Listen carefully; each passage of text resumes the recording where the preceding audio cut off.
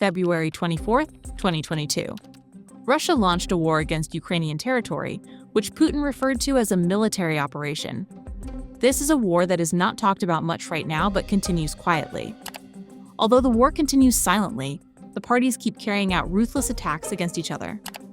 Currently, the world agenda is dominated by airstrikes initiated by the US and Israel against Iran and Iran's ballistic missile attacks, but on the other hand, the war between Russia and Ukraine is still ongoing, and this war affects the entire world, especially Europe. Europe is experiencing serious pressure on energy prices due to the Russia-Ukraine war, and with the addition of the Iran-Israel conflict, Europe is in a serious energy crisis. International Energy Agency President Fatih Birol says Europe has only 6 weeks' worth of jet fuel left. European countries, which are dependent on external energy sources, are directly affected by crises in energy-rich countries like Russia and Iran, which are also located along energy routes. After Russia's occupation of part of Ukrainian territory, the European Union began imposing heavy sanctions on Russia. This caused Russia to stop the flow of energy to Europe. After this event, Europe, searching for new energy routes and energy-rich countries, turned to former Soviet countries. Kazakhstan, Turkmenistan, and Azerbaijan became Europe's new energy partners. The Ukrainian army, fighting against the world's second most powerful military, could not possibly carry out this struggle alone. The European Union alone is also not sufficient to support the Ukrainian army against Russia. Because European countries also have a very powerful country they trust in defense industry and defense matters, the USA. During Joe Biden's administration, the USA provided very strong support to Ukraine in terms of weapons and ammunition. After American support, weapon and ammunition aid from Europe to Ukraine also began because the USA promised European countries weapons and ammunition support as well. While European countries are giving relatively old aircraft from their military inventories to Ukraine, they are purchasing new generation fighter jets from the USA. In the early days of the war, Ukraine inflicted serious damage on Russian ground forces thanks to the Bayraktar TB2 unmanned combat aircraft it received from Turkey. As a result of these attacks, Russian convoys were forced to withdraw from many areas.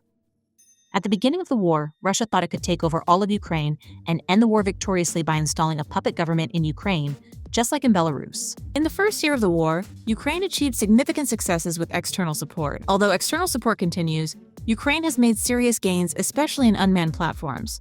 Drone operators in the Ukrainian army have achieved considerable success on the battlefield. In the very near past, Ukraine conducted a successful operation against Russia using entirely unmanned platforms both on land and in the air. The fact that no manned platforms were used in this operation is one of the clearest indicators that modern warfare doctrines are rapidly changing. In June 2025, Ukraine launched an operation called Spider Web against Russia. The operation, which had been planned for about a year and a half, dealt a significant blow to the aircraft used by Moscow in its long-range missile attacks on Ukrainian cities. The Ukrainian Security Service SBU first infiltrated FPV drones into Russia. Then, these drones were hidden on the roofs of mobile wooden cabins placed on trucks. When the right moment came, the roofs of the cabins were remotely opened, and the drones took off to attack the bombers. Among the targeted bases were the Belaya base in Irkutsk Oblast, Olenia in Murmansk Oblast, Dyaghilav in Ryazan, and the Ivanovo Air Base in Ivanovo. It is estimated that more than 40 aircraft were hit, including strategic planes such as the A-50, Tu-95, and Tu-22M3. The full extent of the damage is not yet clear, but images release show bomber aircraft engulfed in flames. Some sources have reported that the attack caused damage exceeding $2 billion. In addition, Ukraine targeted the Moskva cruiser, one of the most important assets of the Russian Navy, with Neptune missiles and inflicted very serious damage on the cruiser, causing it to withdraw from the battlefield. At the beginning of the war, Russia launched a blitzkrieg operation and advanced very quickly on Ukrainian territory. At the same time, Belarus sided with Russia in this war, allowing Russia to enter Ukraine from the north. The capital, Kiev, was completely besieged. While everything was going well for Russia, the TB2 drones changed the course of the war. The US's weapons and ammunition support stopped Russia's advance. In fact, Russia was forced to withdraw from many of the areas it had captured. However, it is also true that Russia still controls the vast majority of the territories it seized. Although it is poor at capturing all of Ukraine, Russia remains in a very strong position in defending the Ukrainian territories it currently holds.